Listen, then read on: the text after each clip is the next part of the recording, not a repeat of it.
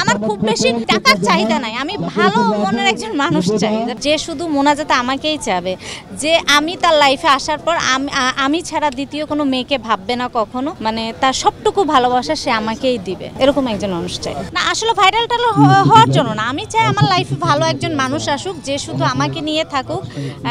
সব থেকে বড় বিষয় যে তার সময়টা যেন সে আমাকে দেয়, লয়াল পারসন চাই।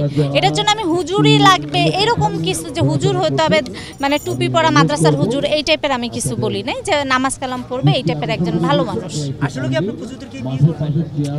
আমি আবারও কিন্তু আপনাকে ঘুরে ফিরে সেই কোশ্চেনটাই করছি। আমি বলছি একটা ভালো মানুষ, এরকম একজন ভালো মানুষ। কেমন ভালো মানুষ চান আপনি একটু বলুন? আপনি কেমন ভালো মানুষ? আমি কেমন ভালো মানুষ চাই, আসলে কেউ যদি ভালোবাসে মন থেকে, এটা তো ফিল করা যায়, যে শুধু মোনাজাতে আমাকেই চাবে, যে আমি তার লাইফে আসার পর আমি ছাড়া দ্বিতীয় কোনো মেয়েকে ভাববে না কখনো, মানে তার সবটুকু ভালোবাসা সে আমাকেই দিবে, এরকম একজন মানুষ চাই।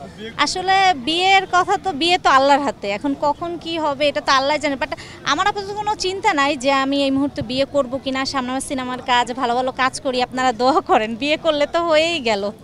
আমার যদি এরকম কিছু থাকে, আমার কপালে যদি এরকম কিছু লেখা থাকে যে দেশের বাইরে কোনো ছেলের সাথে বিয়ে হবে, তাহলে হবে। আবার দেশের ভিতরে যদি কোনো ছেলের সাথে লেখা থাকে তাহলে হবে, আল্লাহর ইচ্ছা।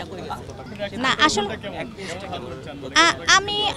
আমি এরকম একজন মানুষ চাই যে তার যে খুব বেশি কোটি কোটি টাকা থাকতে হবে এরকম কিছু না। আমি চাই যে খেয়ে পড়ে যেন আমি ভালো থাকি, অ্যাটলিস্ট শান্তিতে থাকি। মানে হয় না যে কোটি টাকা থাকলেও না শান্তিতে থাকা যায় না, সে শান্তিটা পাওয়া যায় না। আপনি কোটি টাকা গাড়িতে চড়তেছেন, বাড়িতে থাকতেছেন, সব কিছু হচ্ছে, কিন্তু আপনার ভালোবাসার মানুষটা আপনাকে সময় দিচ্ছে না, ভালোবাসতেছে না। তো আমি এইগুলো দিয়ে কী করবো? আমি যে খুব ভালো একজন মানুষ, সেটা তার পজিশন হাইও হতে পারে, মিডিয়ামও হতে পারে, ভালো একটা মানুষের সাথে। এখন আমি আমার লাইফস্টাইল বলতে গেলে যদি আমি বলি, তো আমার একরকম হতেই পারে। এখন আমার হাজব্যান্ডেরও যে তার থেকে অনেক বেশি হতে হবে এটা তো না।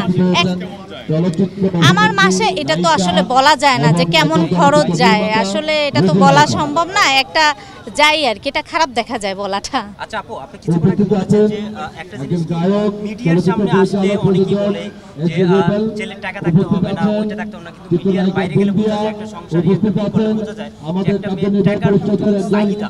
না আমি কিন্তু বরাবরই এর আগে অনেক সাক্ষাৎকারে বলেছি যে আমি একজন ভালো মানুষ চাই আমার লাইফে, যে আমাকে ভালোবাসবে, তার খুব বেশি টাকা থাকতে হবে। এটা বাইরেও আমার যদি কখনো বিয়ে হয় বা আপনারা তো জানবেন দেখবেন, মানে আমার খুব বেশি ওই টাকার চাহিদা নাই, আমি ভালো মনের একজন মানুষ চাই। টাকা পয়সা চাই লাইফে তো অনেক কিছু আমার বাবা মা আমাকে দিয়েছে, বা আল্লাহ তাআলা আমাকে অনেক ভালো রেখেছে, আলহামদুলিল্লাহ আমি ভালো আছি।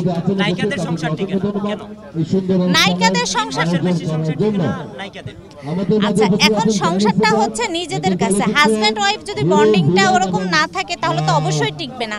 এখন একটা জিনিস মাথায় রাখতে হবে যে ধরেন বিয়ের আগের যে লাইফটা, বিয়ের পরের লাইফটা তো ওইটা মনে করলে তো হবে না। কারণ বিয়ের আগে ধরেন আমি এখন আমার জীবনযাপন করছি একরকম, আমার বিয়ে হলে তখন হলে তো আমার হাজব্যান্ডের কথা অবশ্যই শুনতে হবে। আমার মনে হয় এগুলো হাজব্যান্ডের সাথে বন্ডিংটা সেভাবে না হলে এই জন্যই মনে হয় সমস্যা হয় আর কি।